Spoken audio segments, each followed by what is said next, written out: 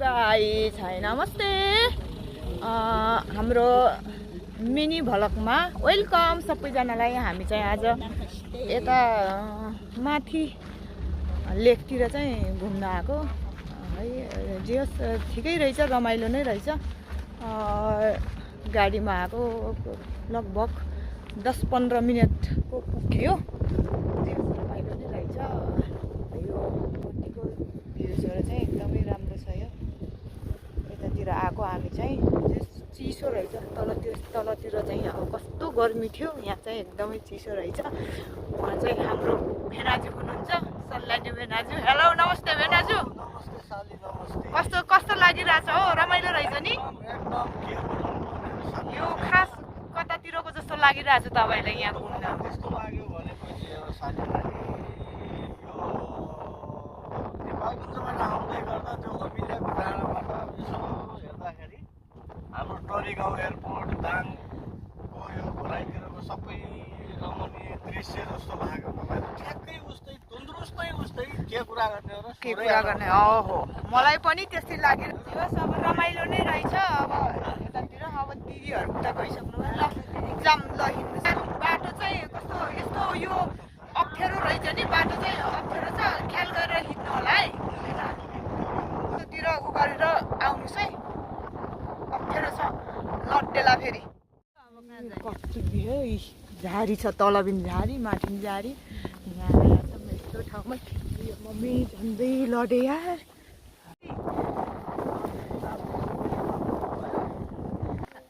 के टिप्न अरे दिदी? राम्रो बाटो हिँड्न हालिदिन्छु ल्याऊ। कहाँ छ? कस्ता छन् हाम्रो भिनाजुले। अहिले हेरौँला कस्तो छ। त्यो त खास मलाई त म त खान्न। खाने होइन क्या, भिनाजुलाई लैजा त खुसी हुन्छन्। ए उनीहरूले त खान्छन् है। ए कस्तो नि ठ्याक्कै हामी कहाँ छौँ गरे नाना? माथि उहाँ माथि उहाँ के रुकुमैको त आछौँ है। ठ्याक्कै लगाएर रुकुमैको त आछौँ। ऊ तल त्यहाँतिर चाहिँ रुकुमैको तको बस्ती छ। यहाँ चाहिँ रुकुमैको तमा आछौँ। यहाँ हाम्रो दिदी हुन्छ। हेलो दिदी, नमस्ते। के छ हाल खबर? कस्तो लागिरहेछ? तर मान्छेलाई सहर मन पर्छ होला। हामी गाउँका मान्छेहरूलाई चाहिँ गाउँमा हुर्केर अब गाउँघरमा हुर्केर त्यही गाउँको सम्झना चाहिँ हुन्छ त हो। त्यो त अब रमाइलो रहेछ। तर चिसो रहेछ है दिदी। चिसो नै रहेछ। यस्तो पातलो लुगाहरू लगाएर आएछ। अब उ गरौँला। तर म ल्याएको छु, मैले भन्नुभएको थियो। ल्याएछु, मैले लिएछु। अब लाउनु पर्ला नि। त्यो लग्नु परिहाल्छ होइन। माथि सगारी यात्रामा जाने मान्छे त्यहाँ लगिन्छ होइन। यता छोड्नु बिर्सिने हुन्छ त। त्यही त टक्क भनेको कहाँको अप्ठ्यारो हुने हो र?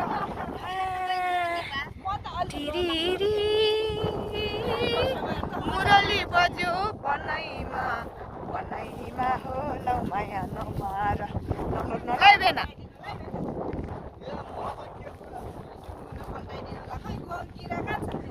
किरा त त्यहाँ तल होला त। ल अहिलेलाई यति अझै हुँदैछ गाइस। पाइने भयो यहाँ नेपालमा मात्रै पाइन्छ भनेको त यो हेर्नु त कुकुर दाइने लडायो। यस्तो रमाइलो है। तेरि कति वर्षपछि यो जङ्गलमा यस्तो जङ्गलमा हिँड्न पाइयो। यति खुसी लाग्यो मलाई त। खुसी लाग्यो, कति खुसी नि। वर्षपछि यस्तो जङ्गलमा हिँड्न पाइयो। कस्तो ठ्याक्कै नि। बाटो नि त्यस्तै छ त फेरि। कस्तो यादै आने जस्तो के। पोर्तुगलको जङ्गल भनेर खुलाइदियो न। यो के हो? यो काँडा? यो युरोप भनेर मात्रै कहाँ हुन्छ? युरोपमा यस्ता रमणीय ठाउँहरू पनि छन्। हेर्नुहोस्, वन जङ्गल डाँडा उकाली ओह्राली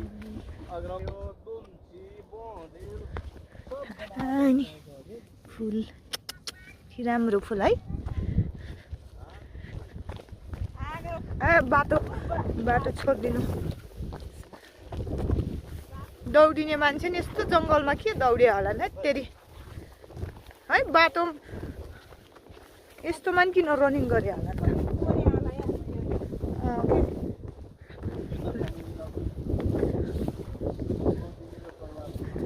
आयो हे गाइस रुकुमैको त आयो उ तल रुकुमैको त रुकुमैको त तलतिर ल है गाइसहरू हो कस्तो लागिरहेछ भनौँ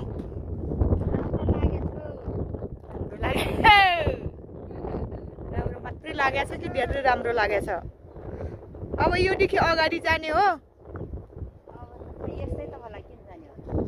जाने भए जाम नजाने उस्तै उस्तै रहेछ यस्तो त माथि त्यही रुकुमको माथि यार्सा गुम्बा टिप्न जाने ठाउँ हुन्छ कि दिदी यस्तै लेखहरू त यस्तै हुन्छ र यस्तै हुन्छ र बुक्की भन्ने ठाउँ होइन यार्सा गुम्बा टिप्ने भनेको आजकल हो नि चिसोमा होइन नि यार्सा गुम्बा टिप्ने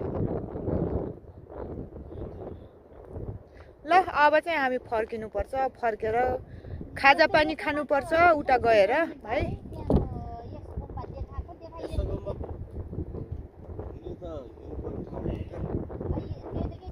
पाल्लोपट्टि चाहिँ ठ्याक्कै त्यो के गरे रुकुमको तल त्यो के भन्छ त्यहाँको बजार जस्तो लाग्यो अनि तल चाहिँ भेरी नदी बगेको जस्तो त्यस्तो फिल भयो आज चाहिँ अनि यता माथितिर हेर्दाखेरि चाहिँ माथि यो त्यो यार्साको टिप्ने ठाउँमा जान्छ नि माथितिर त्यस्तो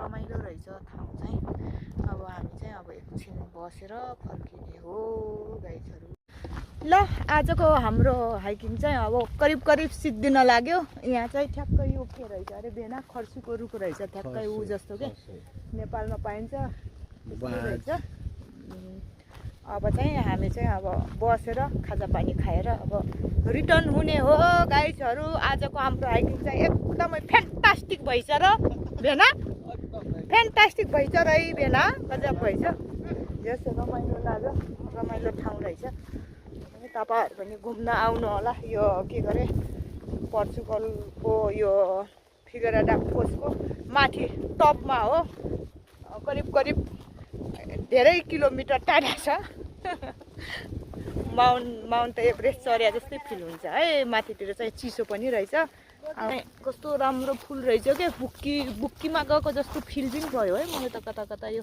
यति राम्रो फुल छ यहाँनिर चाहिँ कस्तो राम्रो फुल रहेछ पुरै जङ्गलै जङ्गल छ यहाँनिर चाहिँ जे होस् रमाइलो रहेछ अब चाहिँ हामी फर्किन्छौँ होला तर नास्ता पानी खाएर फर्किन्छौँ है गाइजहरू चाहिँ हामी चाहिँ अब टपमा आयौँ है गाइजहरू हो यहाँ चाहिँ कति धेरै मान्छे आएको रहेछ यतातिर सबैले यहाँ पार्किङ गरेर उतातिर घुम्न जाने रहेछ हामी चाहिँ टपमा आयौँ अब एकछिनपछि चाहिँ रिटर्न हुन्छौँ होला स्कुटी कति पर्या स्कुटी त दामी रहेछ त दुई पर्या हो दिदी तपाईँको स्कुटी कुन हो दिदी तपाईँको त यही हो क्या दिदी स्कुटी हो यहाँनिरको त्यही होला टपमा ओहो वाउ रेड कलर दामी छ दामी दामी दामी दामी पुरै रेड कलर अगाडि पनि रहेछ रेड कलर ऊ त्यहाँ पारि बसेको रहेछ हामी नि कहाँ बस्ने हो दिदी अब बस्नुपर्छ ल यहाँ छ यहाँको लोकेसन चाहिँ यस्तो छ आउनु होला यहाँ यही लोकेसनमा आउनु होला अनि घुम्नु होला है यहाँ चाहिँ एकदमै राम्रो रहेछ मन पर्यो मलाई चाहिँ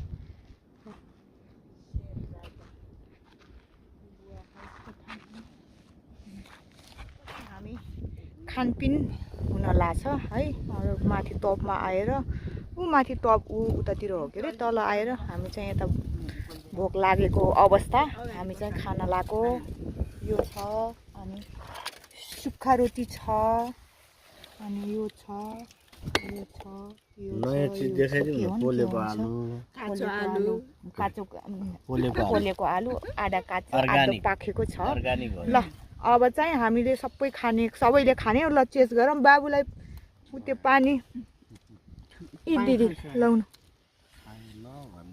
ल चेस है गाइजहरू ल ह्याप्पी विकेन्ड सबैजनालाई खाए ल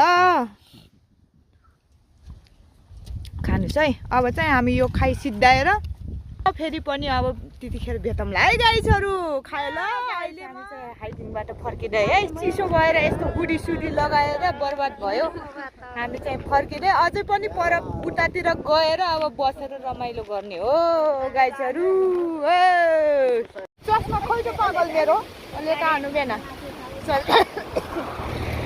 चस्मा त छैन त मेरो त हाई नमस्ते हेलो अब हाम्रो चाहिँ यो चाहिँ आजको लास्ट भ्लग हो अब चाहिँ हामी चाहिँ हाइकिङबाट फर्किँदैछौँ लगभग फर्किसकेको अवस्था है घर नजिक पुगेको छौँ आजको हाइकिङ चाहिँ एकदमै बेस्ट भयो एकदमै राम्रो भयो सबैजनालाई अब थ्याङ्क यू सो मच है रमाइलो भयो अब आउँदाखेरि चाहिँ हामी गाडीमा आएको अहिले चाहिँ हिँडेरै अब पैदल जानु लाग्छौँ फर्किँदैछौँ अनि यो ज्याकेट नराख्नु भएन किनभने यो हुन सक्छ खस्न सक्छ यो चाहिँ एकदमै एक्सपेन्सिभ हो यो हरायो भने मन दुख्न सक्छ है यहाँ नराख्नु भनेर मैले भनेको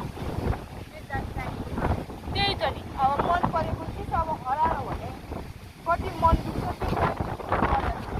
यहाँ नराख्नु अब राम्रोसँग तपाईँको सामान चाहिँ तपाईँ सुरक्षित तपाईँ आफै गर्नुहोस् है भनेर जानकारी छ अनि यहाँ आउने एउटा ठुली छिन् अब मजाले हिँडिछिन् ल हामी चाहिँ यो अवस्थामा छौँ अब त अब मलाई जेब्रो झोल बोकाएर किनभने उनी ठुली दिदी हो नि उनलाई चाहिँ धेरै वेटी सामान बोकाएको हामीले नै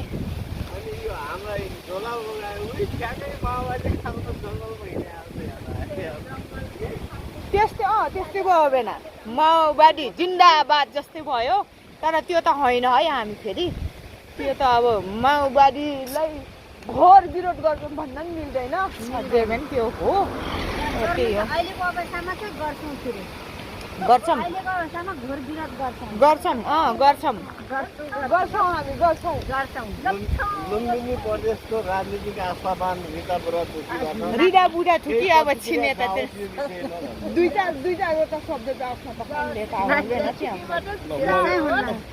अहिले चाहिँ राजनीति के हो भन्ने कुरा पहिला चाहिँ थाहा थिएन जब विदेश आयो तब चाहिँ के रहेछ भन्ने कुरा बुझियो थाहा भयो त्यसैले हामी अब यो चाहिँ जुन राजनीतिक पार्टी चाहिँ यो जुन सरकारमा छ त्यो पार्टीलाई हामी घोर विरोध गर्छौँ फाइनल्ली हामी चाहिँ माथि टपबाट तल पुगिसक्यौँ है गाइज अब चाहिँ हामी घर जाने हो सबैजनाले लाइक कमेन्ट सेयर गरिदिनु होला सबैजनालाई हाम्रो भिडियो हेरिदिनु भएकोमा धेरै धेरै धन्यवाद केही छ भने भन्नुहोस् है बेनाजु अब मेरो तर्फबाट चाहिँ by by thank you so much keep watching केही भन्नु भएन